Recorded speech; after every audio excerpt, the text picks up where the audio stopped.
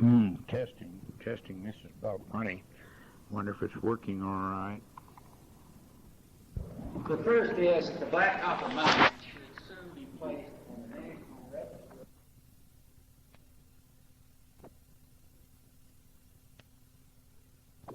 Places. And the main reason for this is because at the black copper mine still stands the old stamp mill, which is about 100 years old. And according to the people in Santa Fe at the Cultural Heritage Forum, they feel that this stamp mill is probably the only remaining stamp mill in New Mexico, and one of the few that's still standing anywhere. Now, to have a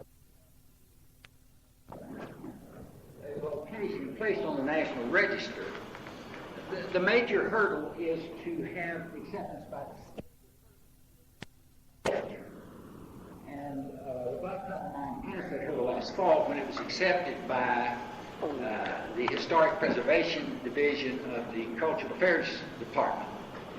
And they placed the Black Copper Mine on the state register, and usually once that happens, it's only a matter of time until it gets on the national register. So it should happen in the near future.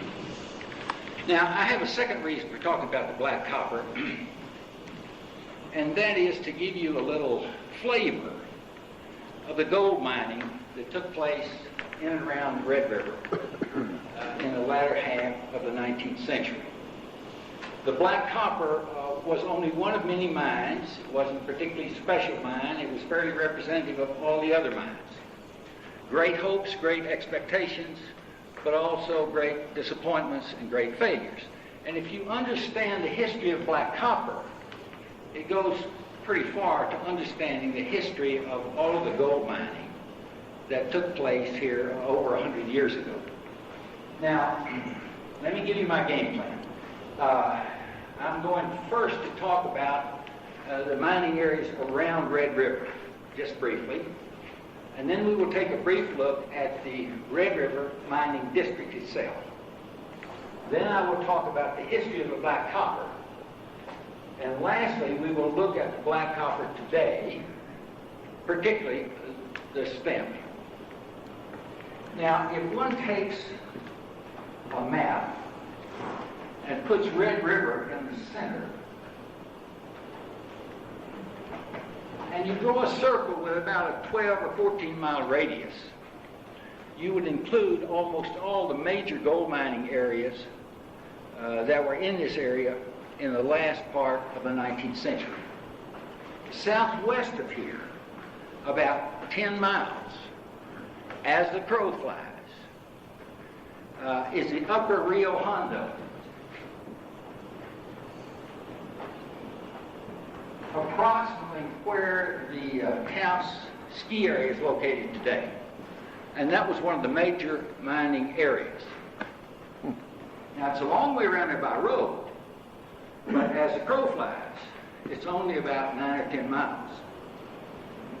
To the southeast, about the same distance, about 10 or 11 miles, were the gold fields in the Moreno Valley.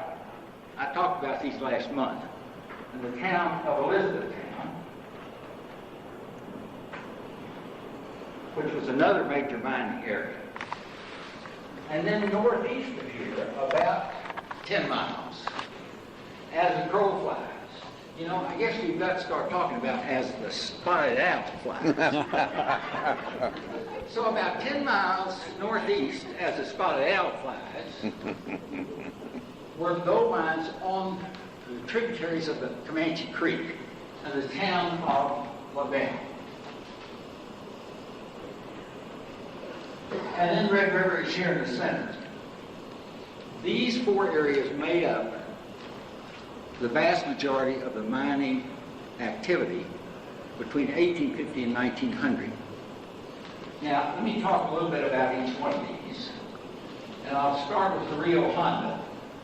That is the place where the earliest gold discoveries were made. As early as about 1850, there was prospecting on the lower Rio Hondo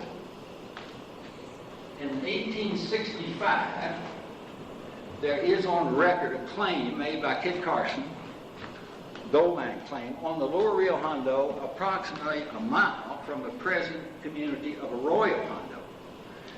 Now, in that area, the gold was rather poor grade.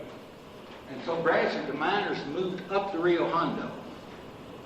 And in 1886, a man came into the area named Fraser,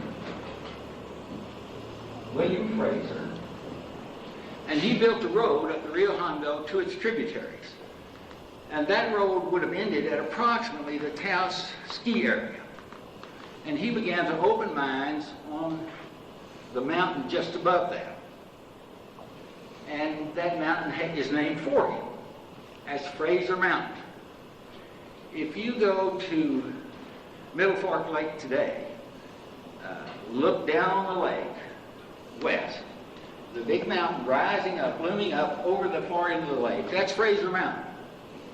If you could just hop over the top, or if you were a spotted owl and could just zip over the top, Fraser's mines would be halfway down the other side of the mountain, about a half mile in actual distance.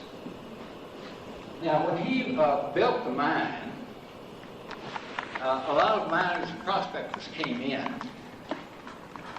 and they established the first town up there called Amazette. It was named for the first woman in the mining camp. Some of the miners moved up north and went up what's called Long Canyon and established mines on the west side of Gold Hill and on Bull of the Woods Mountain. The problems in the Rio Hondo were two mainly, and these were the same problems that beset all the gold mining activity in this area. The first problem was lack of capital to operate the mines. You see, it's one thing to discover gold or discover a gold mine, and it's something else, again, to put the mine in operation. It takes a lot of money. You got to buy very expensive machinery, you got to hire men as miners, and that's all upfront money. All that money has to be spent, and it may be quite some time before you get a return on your money. And in the gold mining business, you may not get any return. So it's high risk capital. And in those days, in New Mexico territory, there was almost no capital available. And so the search was always on to find some rich individual, Denver, Kansas City, St. Louis, Chicago, who would come in here and put up the money to open and operate a mine. Now, the second problem they had was transportation.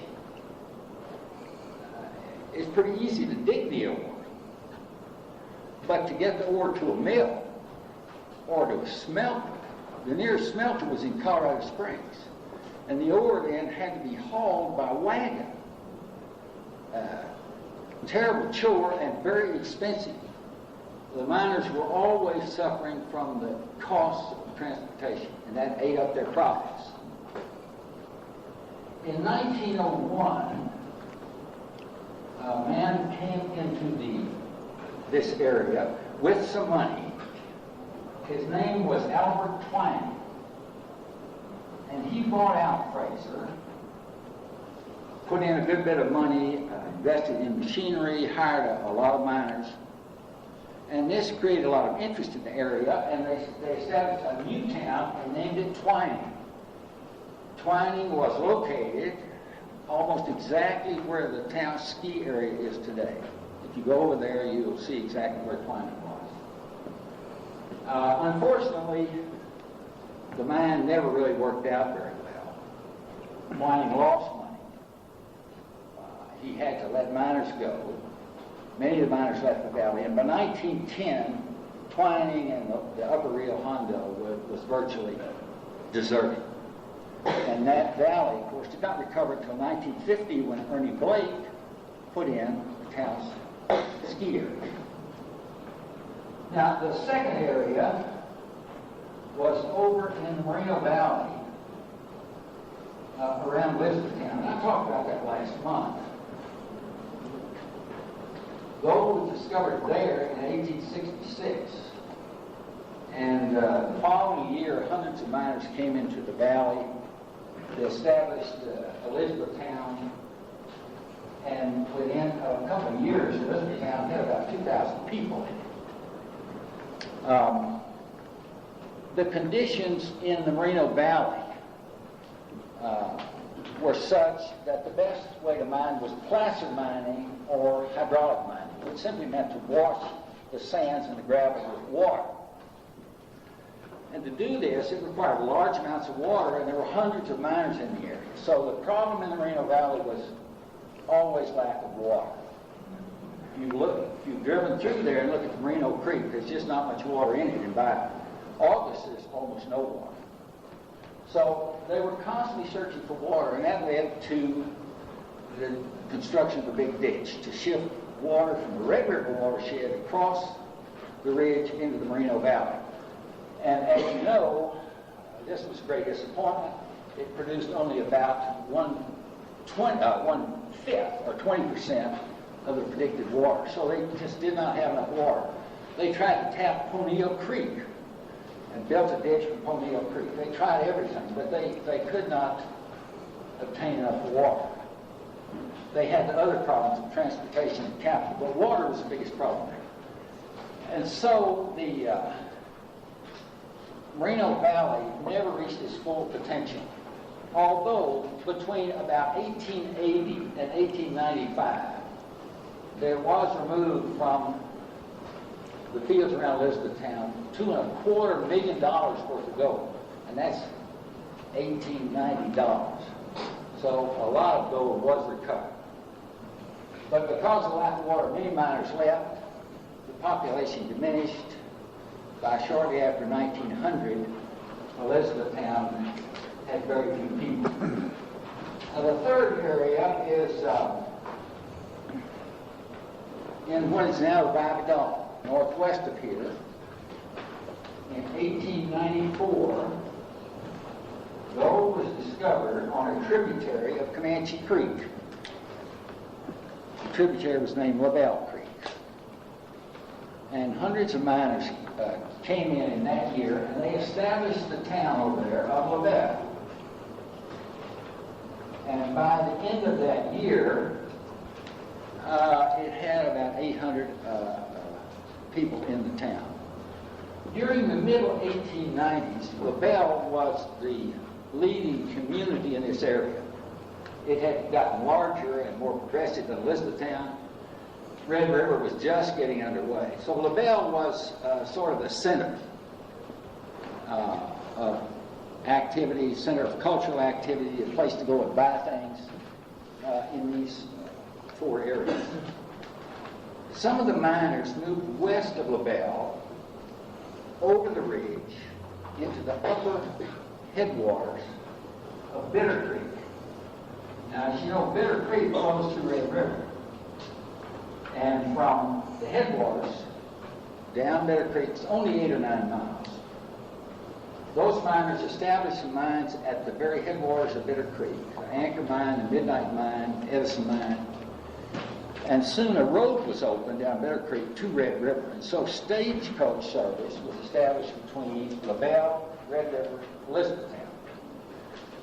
The problems in LaBelle were the same as everywhere else. No capital. Secondly,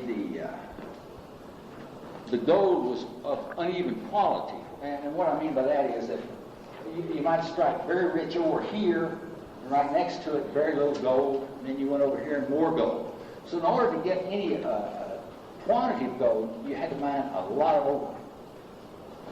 But the main problem at LaBelle was transportation. Very isolated community. Again, the ore had to be hauled by wagon. The nearest railhead was in Colorado. Attempts were made in this area to get the railroads interested, try and get the railroads to come into either Elizabethtown or come into the Rio Hondo. The nearest railheads were in Colorado. Eventually the railroad got to Springer, And at one time, a rail was brought from Cimarron up to Ute Park. And they had planned, or at least said they were going to extend it to Elizabethtown, but it never got that far. So without transportation, LaBelle only lasted about 10 years. And by shortly after 1900, it was virtually empty. Now, the last place I want to talk about is Red River itself. And it was the last of these 4 areas to be settled. It was right in the middle, but it was the last to be settled. There was some mining in the Red River Valley as early as the 1880s, but it never panned out. And so the valley remained virtually deserted until 1892 when the Millette brothers came in here to homestead. They did some prospecting, but they were primarily homesteaders. Other homesteaders followed them, and the town of Red River was established in 1895. And shortly after that, the miners began to search all the canyons around Red River in search of gold. Now, I'm ready for that. First, the lights.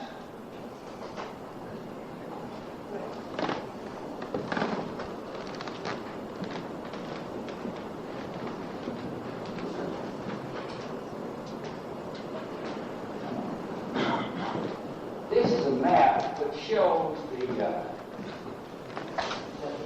the mines around Red River. And let me get you oriented.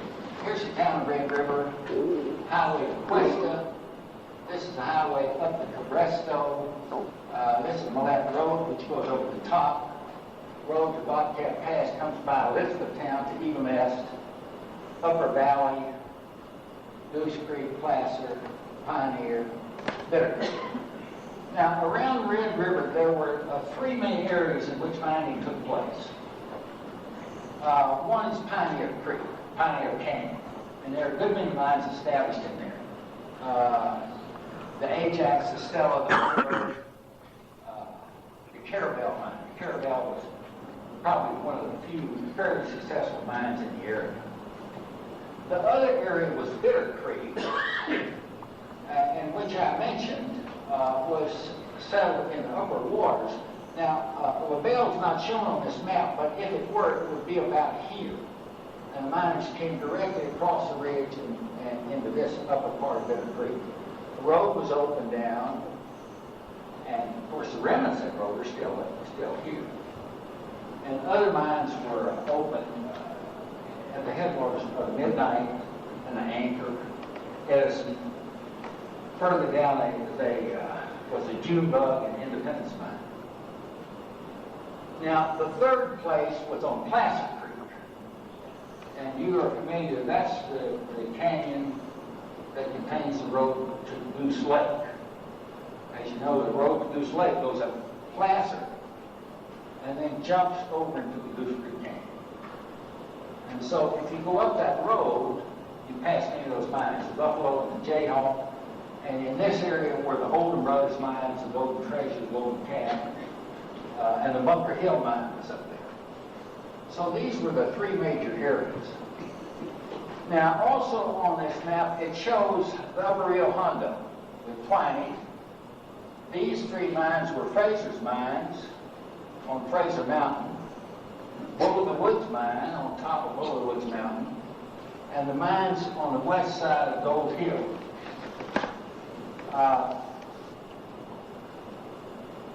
Also, the only successful mine in Red River, Chris and I were talking about this earlier, the only really successful mine is the Molly mine. But it took a huge corporation to come in here and put in the money to build a significant mine. Here's the Black Copper, down on Black Copper Creek. Now, in those days, there was no road into the upper valley. So Black Copper was kind of isolated. And in fact, the first people to explore Black Copper Creek and Canyon came over the ridge from Elizabethtown, direct. And that, by and large, the miners at Black Copper maintained ties more with Elizabethtown than they ever did was the town of Red River. In 1896, a mining claim was made on black copper by two brothers named Garner, Neil Garner, H.C. Garner, and they had a third partner. His name was Harry Brandenburg. And they filed a claim on what is now black copper mine. The Garner brothers quickly bought out Brandenburg, and they were the sole owners. And they hired some prospectors to go in there and work the claim and try to find some gold. And in 1887, the major strike was made, and it's quoted as producing ore which assayed out at $100,000 a ton. That's terribly rich ore. Either one of several things. Either that's not true, or either it was only a very small amount of ore, or somebody salted the mine. Because nobody ever got rich on black copper. That was terribly rich ore. Created a tremendous amount of interest, and miners flocked to the Black Copper Canyon from Red River and from Elizabethtown, and began to stake claims all up and down the Black Copper and all up and down 4th of July Canyon. So in 1897, they established a black copper mining district. And shortly thereafter, a road was built from Elizabethtown over. And it went up Hematite Creek, down 4th of July Canyon, and then to Black Copper. So that this provided the road for black copper mine. They obtained their supplies from Elizabethtown, and they obtained, this was the way they hauled their ore to Elizabethtown. They probably followed the same road route, which had been built 30 years earlier by the men who built the big ditch. That's exactly the same route they followed. But the road was open into black copper.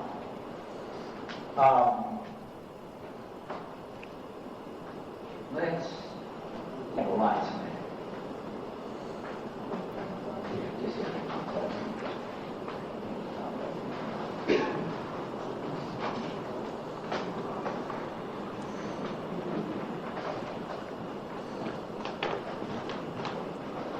Okay, the claim was filed in 1896, the big strike in 1897, early in that year, about January. And by the spring of that year, there were over 50 men working in the district, and probably about 25 men working on the black copper mine itself, and the shaft had gotten down to over 100 feet.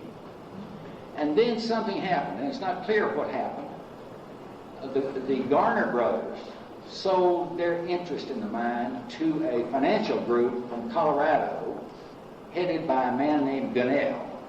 And he established what he called the Taos Gold Mining and Milling Company, which owned the mine. And in that transaction, there was some controversy between the new owners and the mine operators, and there may have been a lawsuit involved. But for whatever reason, the mine virtually closed. Very little operation. By the end of that year, there were only 5 miners working the black copper. Whatever the problem was, it was ironed out, and the following year, in 1898, work was resumed at the black copper. The shaft was pushed further down. They obtained ore out of there, and in fact, it looked like a very successful mine. So much so that the owners decided to order a mill, a stamp mill, to crush the ore right there at the mine. And so this mill was ordered from a firm in Denver, shipped by rail to Springer, and then brought by wagon up the Cimarron Canyon, into the Merino Valley, through Elizabethtown, up to the ridge, and down the 4th of July Canyon. And when you see this machinery, the next time you drive up 4th of July Road, Imagine what it would be like to bring some of that equipment down that canyon. But it was brought down, and by the end of 1900, the sand mill was in place, and in early 1901 began to work, crush the ore, and everything seemed perfect. And then, same thing all over again. Some fight or argument between the owners and the operators. There apparently at this time was indeed a lawsuit between the various owners, and so the mine was shut down in 1901 and virtually never recovered. It remained dormant for 10 years. At that time, the Taos Mining and Milling Company tried to put it back in operation, but they lost money to such an extent that they had to declare bankruptcy. And so the black copper was sold at auction by the sheriff of Taos County to a man named Spencer for $3,000. Spencer tried to put it in operation, but he ran out of money. He got in debt and had to turn it over to an attorney out of Taos, a man named Cheatham. And finally, in about 1940, the mine was acquired by Irene Seiler and her husband, O.B. Seiler. O.B. and Irene Seiler. And the property has been the Seiler family ever since. O.B. was in the oil and gas business in Louisiana and South Texas. And he came up here, and for about 10 years, he put the mine back in operation. He opened up the shaft. He put the sand mill back in operation. They crushed the ore, loaded it in dump trucks, and carried it to Colorado Springs to the smelter. It's not clear whether he made any money out of the mine. He didn't make a lot.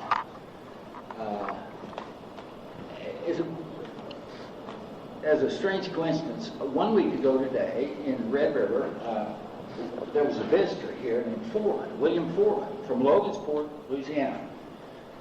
And it turns out that he worked at the Black Copper as a teenager. His father was supervisor for O.B. Seiler, and this young man came up here every summer and worked at the Black Copper.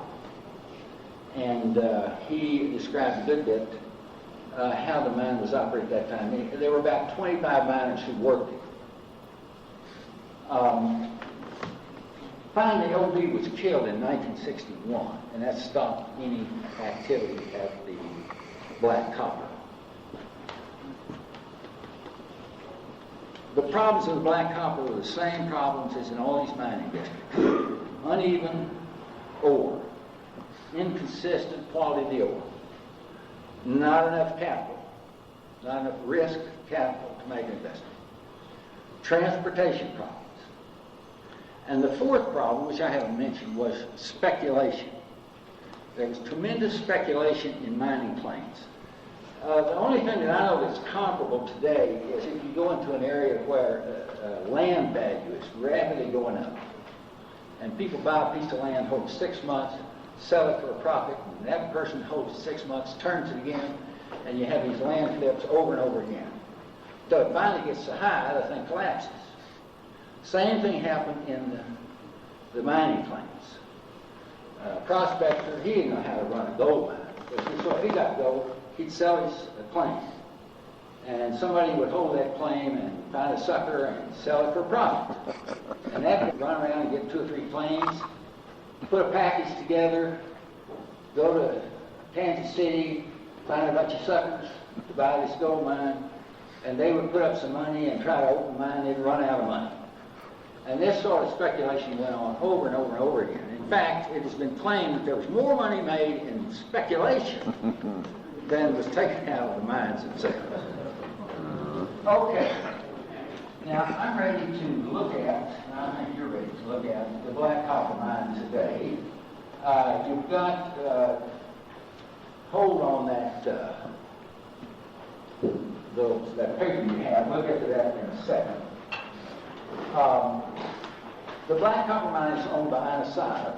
She lives in Oklahoma City. She generally comes out here sometime during the summer 2 or 3 times. Ina has had hopes to sort of restore some of the property. Unfortunately, she doesn't have the funds to do that, and what she has done so far has been done mostly with volunteer help. But she has hopes to do more than has been done so far. The black copper is on private land. It's not open to the public at large. Ina is very good about letting people go into the black copper and see what is there. Now, let's look at the black copper today.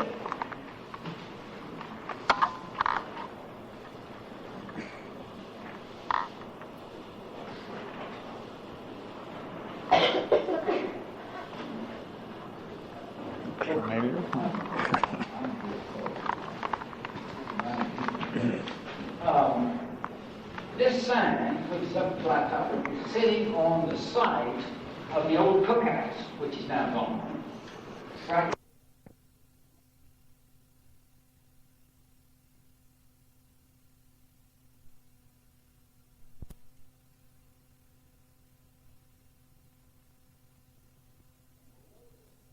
And below this sign was the bunkhouse, which housed would sleep about 20 miners.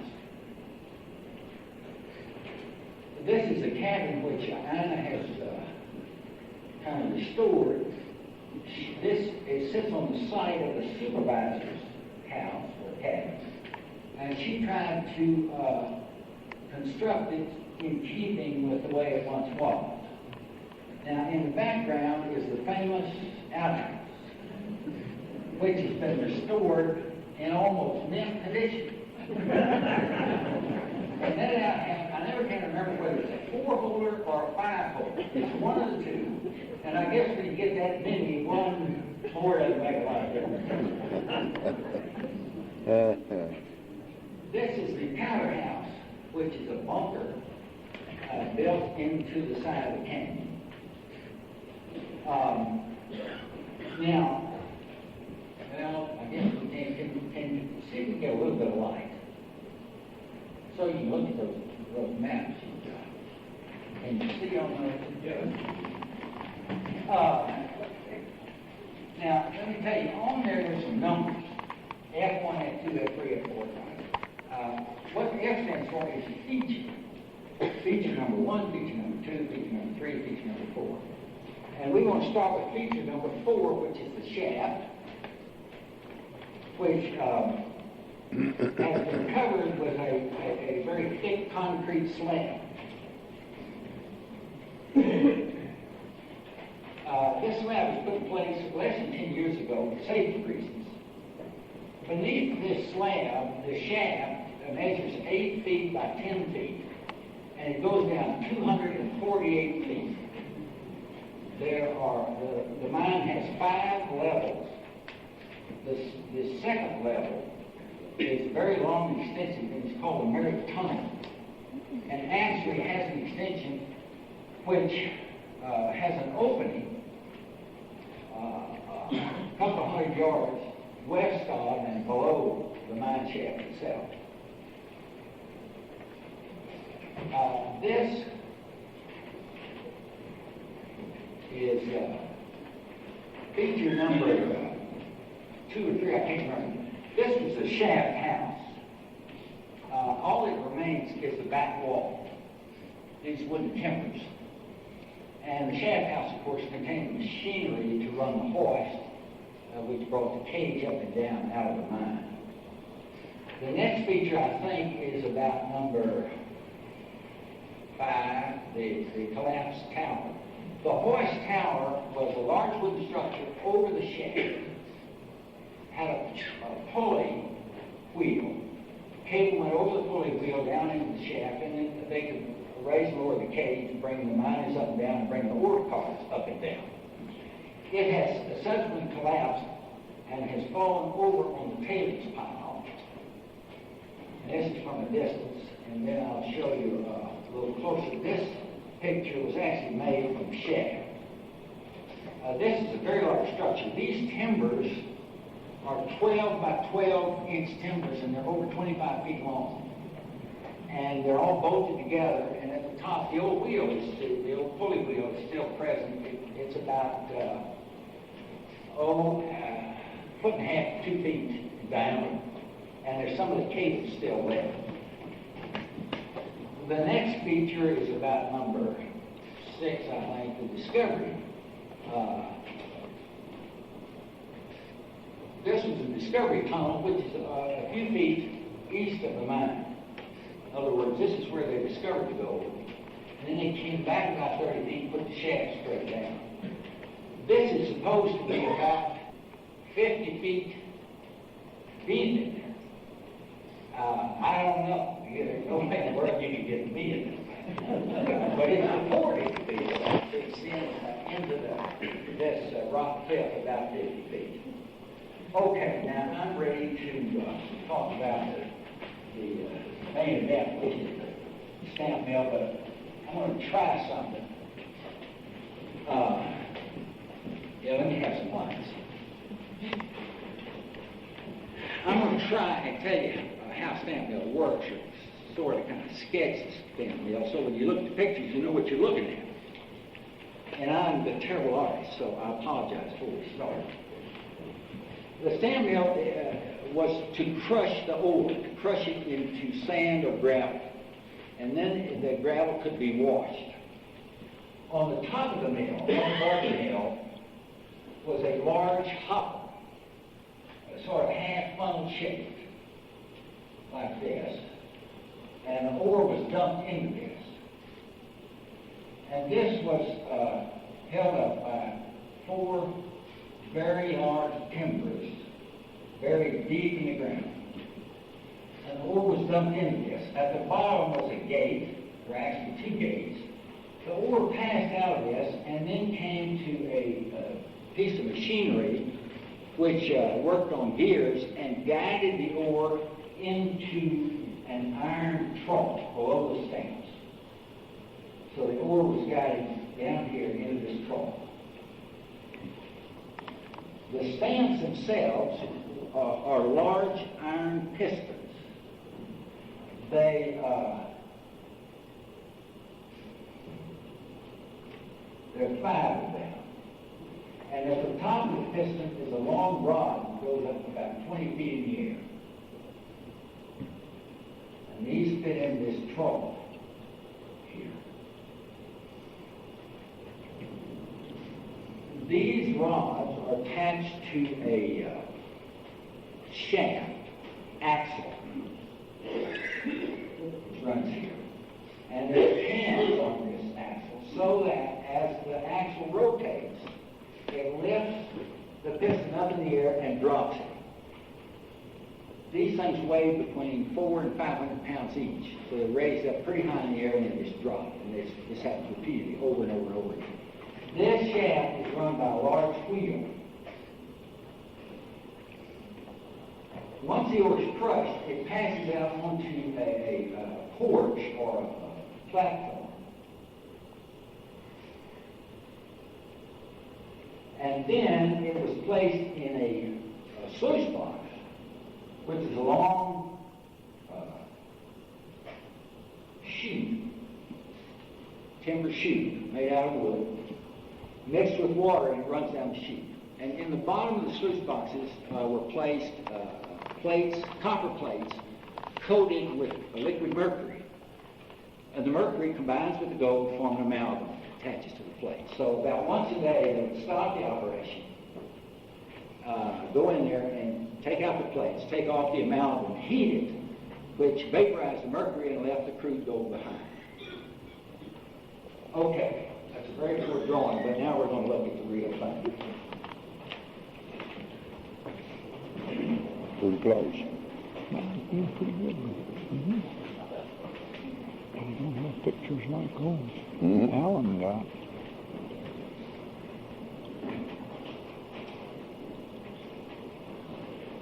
Now, this particular view was done specifically to give you some idea of the size. And this is Amanda, which is, she's standing on a road at the bottom of the stamp mill. There's a road up here at the top where the ore was taken and dumped into the stamp mill. Let me give you a little bit better view, and then I'll describe these various parts of it. Okay, here's the stamp mill. The hopper is back here behind.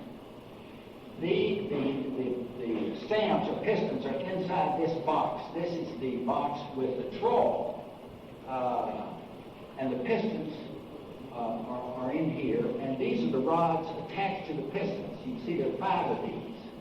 This was a 5-stamp mill. It was actually built for 10 stamps, but only 5 were ordered. You can see the other half of this was never filled in. There would have been 5 more stamps on this side. Here is the wheel. This is the engine mount. The steam engine that sat on this by a belt turned the wheel to run the whole operation. This is about all that remains of the porch or the platform where the gold came out, but these are the timbers which held up the platform. And the sluice boxes are gone, but they extended down to the road. Okay, now let's look. Here is a picture of the hopper taken from the road above. This big wooden hopper. These are big timbers which are holding the stamp mill up. The mine itself, the shaft, you can't tell, is just beyond these trees. Of course, the trees weren't there in those days. This was an open road. And the ore was brought up the shaft in a cage, 4 cars. And Mr. Foreman told me that the cage would carry 2 ore cars. And they brought it up to the surface. And then there were 2 rails which came down here. The ore cars ran on rails, and they dumped ore into the hopper, and the gates were down at the bottom. This is simply another view from the other side. You can see the hopper. Here's the wheel, which operates it. Here's a picture of the inside of the works. This is the shaft or axle. This is a wheel. This wheel is made entirely out of wood, by the way. Huge wheel. And these are the cams on the shaft, which would raise these long rods up and down and raise the stamps and then let them drop. This is a picture of part of the apparatus which fed the ore. Here the gates are up here. Here's the hopper up above. Gates here. Ore came down and was fed by a gear-driven apparatus into this trough. This is a trough. The stamps sit in here. And here are the stamps. These are between 8 and 10 inches diameter. They're about 3, although they're about 4 or 5 feet long, and of course have the high iron rods, and the trough is down here.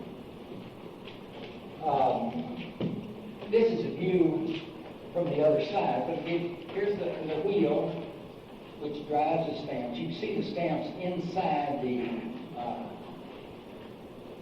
apparatus, the trough here. This was where the core shelf was, and these were the timbers which held up. Let me go back on that. I meant to tell you one thing. I don't know whether you read that. That says McFarlane and Company, Denver, Colorado. That's the people who made the machinery for the stamp. I got one last picture just to show you. This was taken not far from the mill. It shows you the tremendous extent of the tailings which came out of this mine, which really sort of covered the mountainside. Well, that's the end of my information on black copper. I've got all I know. If you got any questions, I'll try to answer. There's no guarantees. If you go back to the first slide, you know. First, the map. Yeah.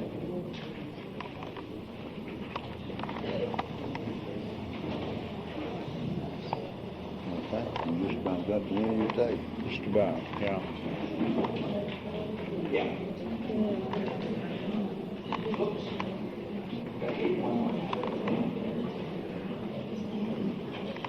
Should stop at the corners, you know.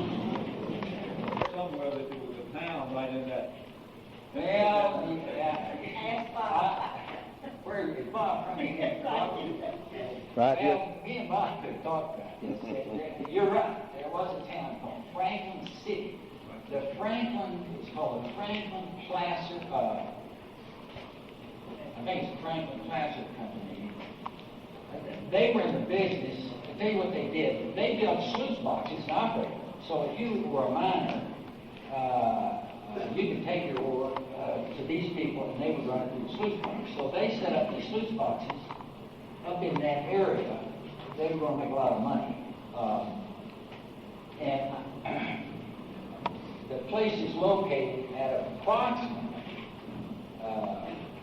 the juncture of the Red River, Black Copper, and 4th of July Creek. Now, Bob, tell me exactly where Franklin City is located. Well, it was located a little more up on the east side of the Black Copper Canyon, the stream that comes out of Black Copper in that flat place where they're building the buildings in there. And So it's in the meadow there where the dumpsters are. you're right. And there was 2 saloons, 1 grocery store, and about 12 cabins. Yeah, there were 2 saloons, about 12 cabins, grocery store. You know, in those days, the saloons always outnumbered everything else. But anyway, back to the city, when the Black Copper, really, they had banked on using Black Copper for their primary source of income. And when Black Copper faded, then Franklin City faded. So it would be located right about here. Well, how did you get its name Black Copper? I wish you had asked me that. You know, the people down in Santa Fe asked me, you know, said, well, why was he called Black Copper? I don't know. I haven't found anything. I only doesn't know. Now, there was a lot of copper in this area. In fact, in the Rio Hondo, the biggest mine over there was a copper mine. So I don't know unless they originally, found copper, but I don't know where the name Black Copper comes from. Does anybody know? Yeah, we tried to find that out for the state historical people. Yeah, you're smart. That's the first thing they asked, what Black Copper. Nobody knows. You mentioned that she was very vigilant arranging tours. How do you go about doing that? Well, let me tell you, right now, in the past, she has had somebody kind of as a surveyor representing Karen River who would sort of give people permission. She doesn't mind people going there. She wants to know about it. That person is no longer a member. And I talked to her about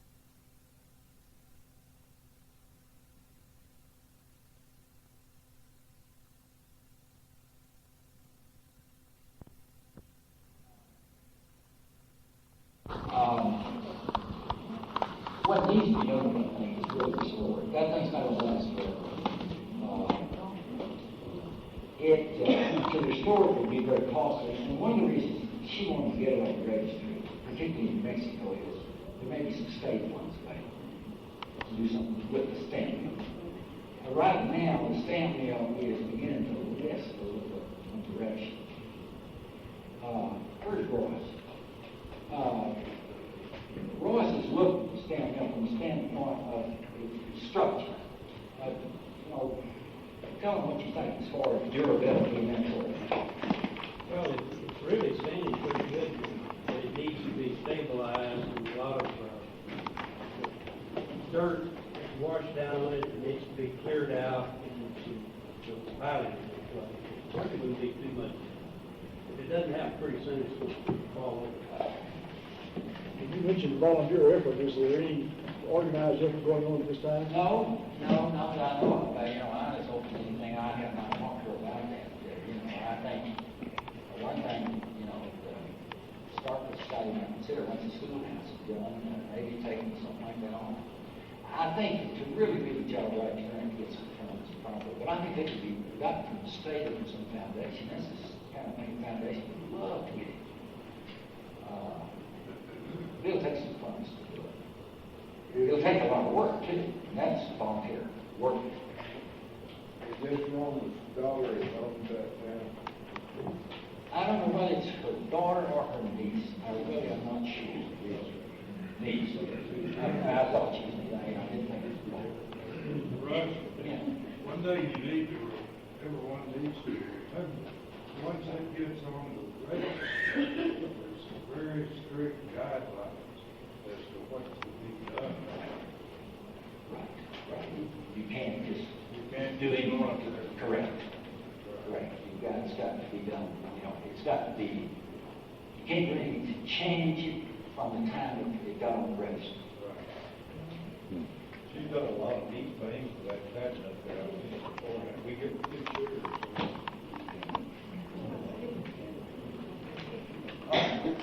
How are you speaking to this one? You speak to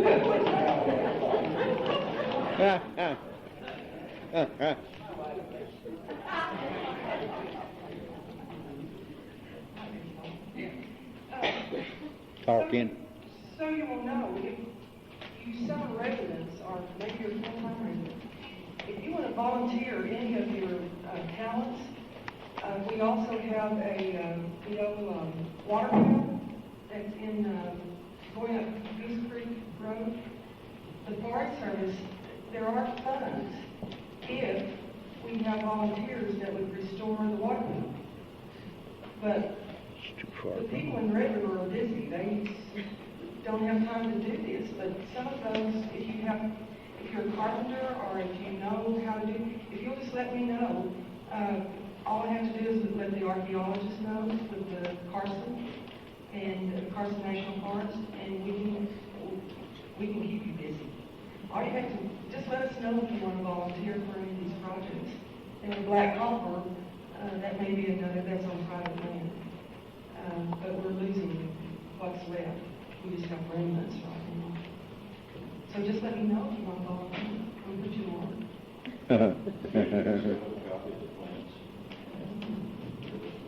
We have copies of the plans for the water wheel.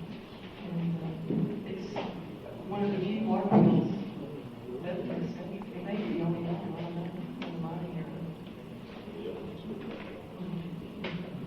So that's all I wanted. I rushed in here when I heard people saying something about volunteers. We will welcome volunteers, let me tell you. One other thing, and then I'll give it, if you have questions of Rush, I didn't mean to butt in, I just wanted to get volunteers.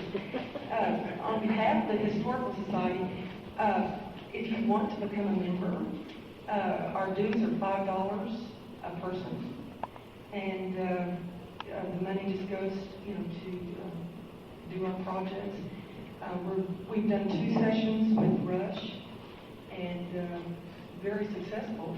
We're very pleased. And we also have one in the making hopefully in September, if you're still here. And if he doesn't back out, it will be an evening with Johnny Moons. And I think what we're going to do is